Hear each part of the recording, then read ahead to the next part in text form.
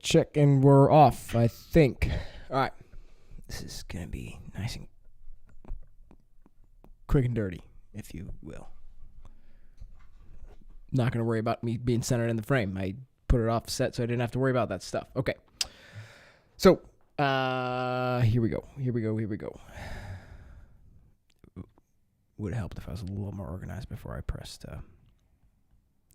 stream.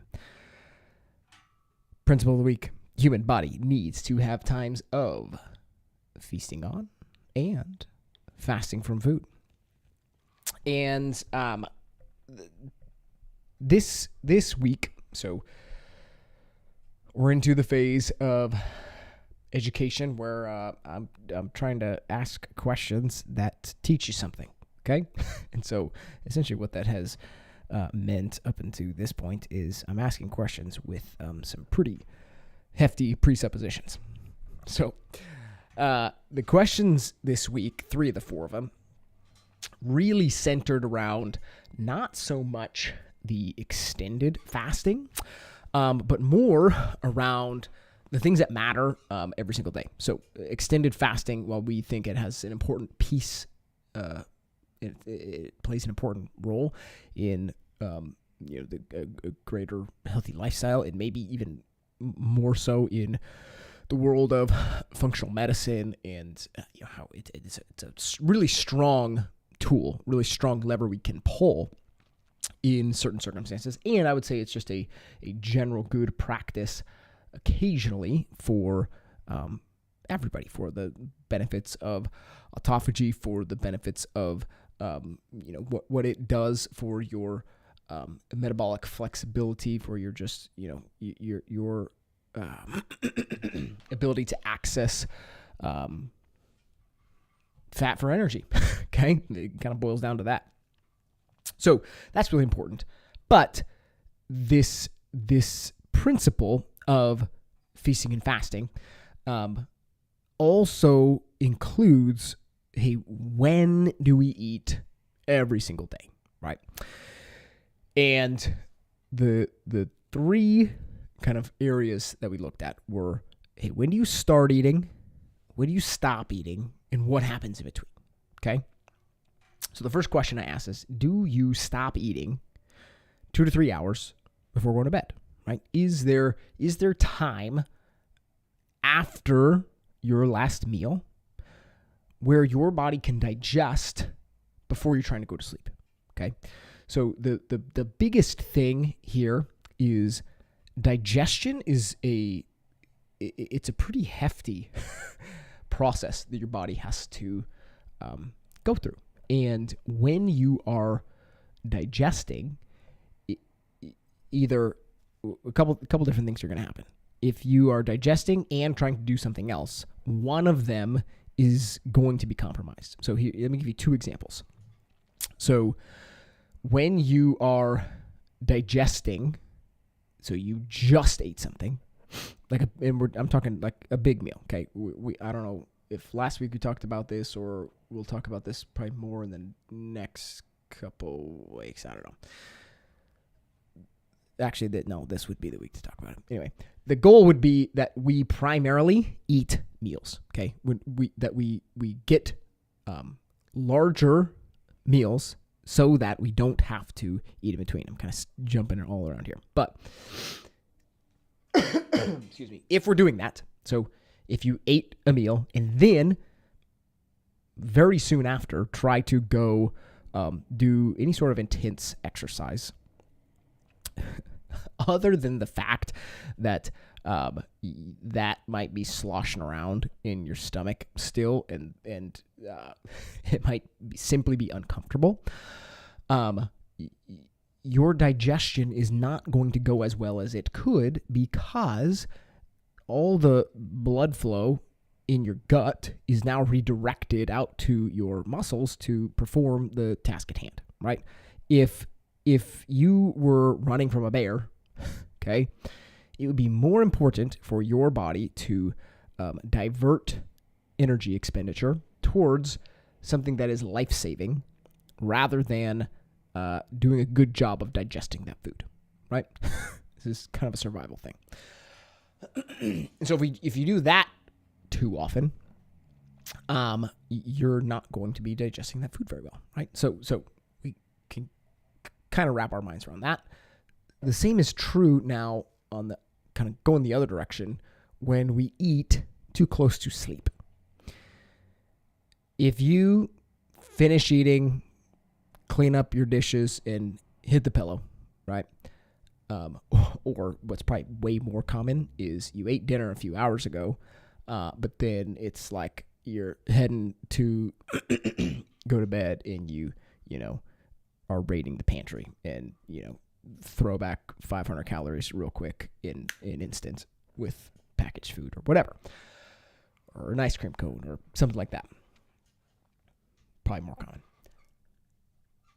Now, your body is doing that work of digestion when you hit the pillow. Some people may find it's hard to fall asleep, but what's happening no matter what, even if you do fall asleep, that it's taking away from what you should be doing, what your body should be doing in repair during sleep, right?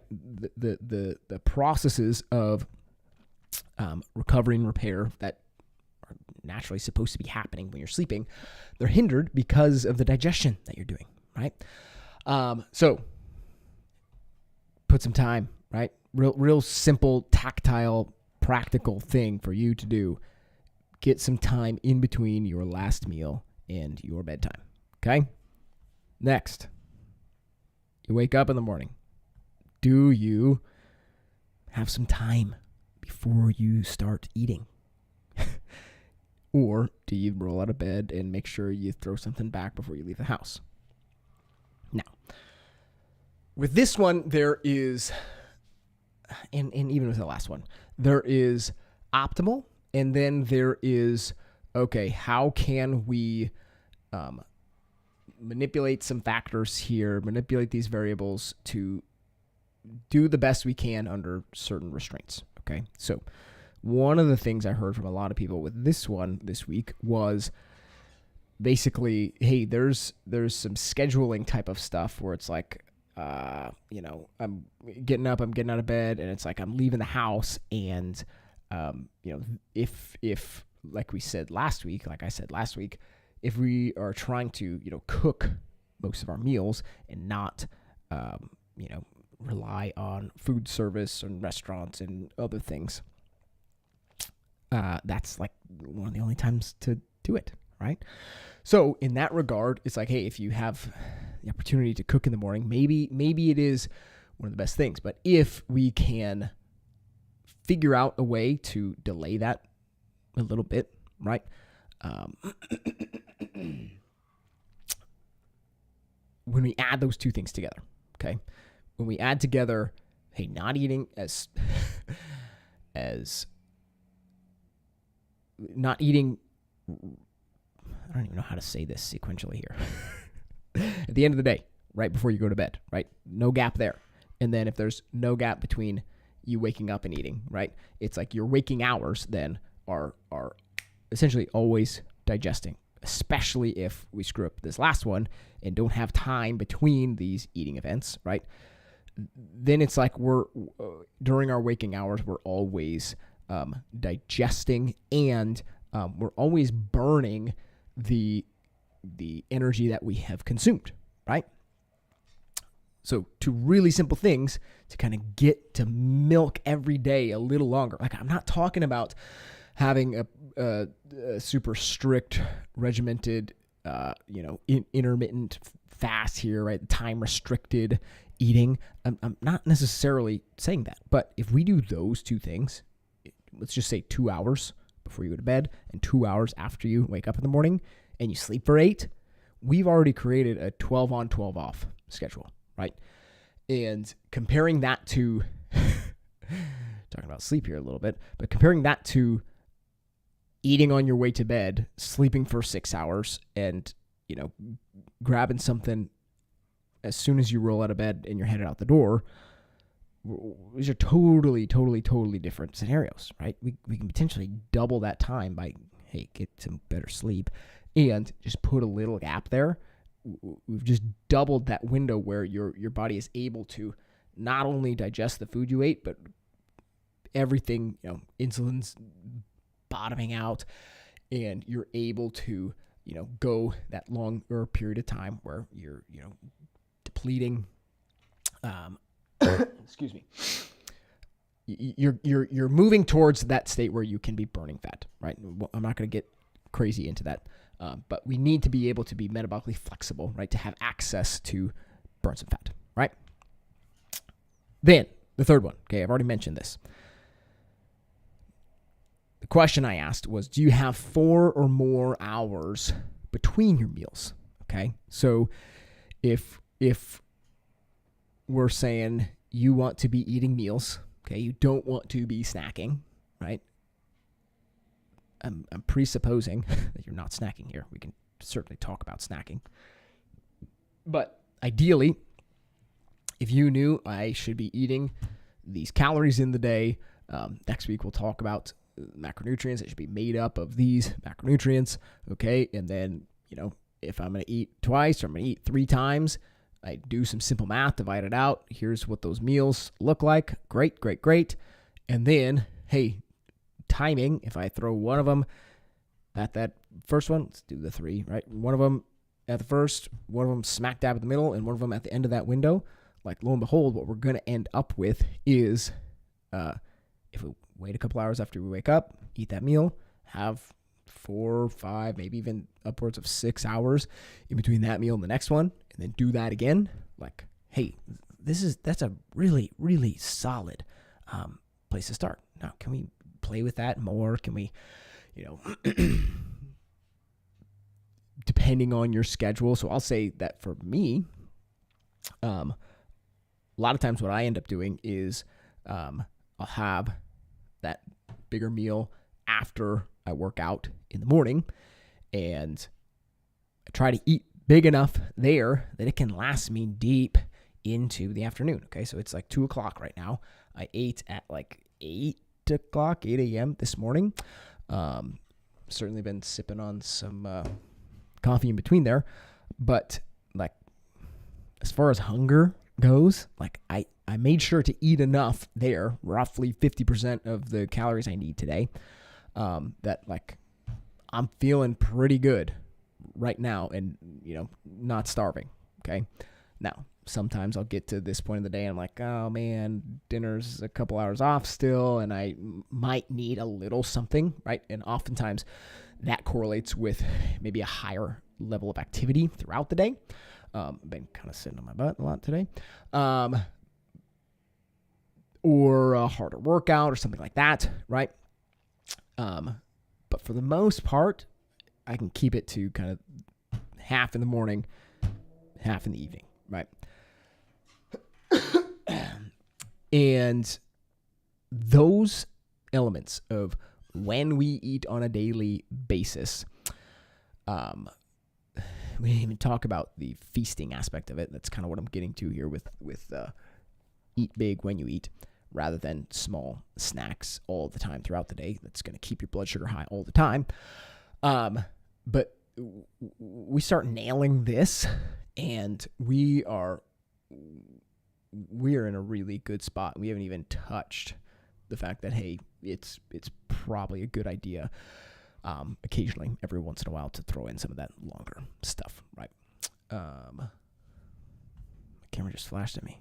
Is this still going? Looks fine. Okay, I'll ignore it. Cool. What else we got here? We're still training for the Murph. Come join us. The Murph Memorial Day. Lots of work. I'm not sure what time, but probably last year the breakfast thing was a hit. We went a little bit earlier, so we've done this a few ways. Do it a little later in the morning, kind of do a lunch thing together. But I think generally last year went well. We hit it a little bit earlier and did breakfast afterwards.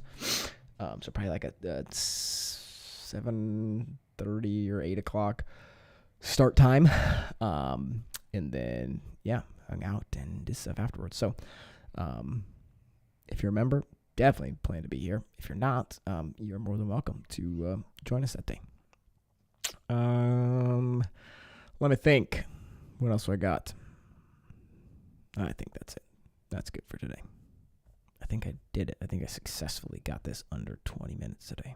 Look at me go. Look at me go. Okay. See you guys next week. Or this afternoon or tomorrow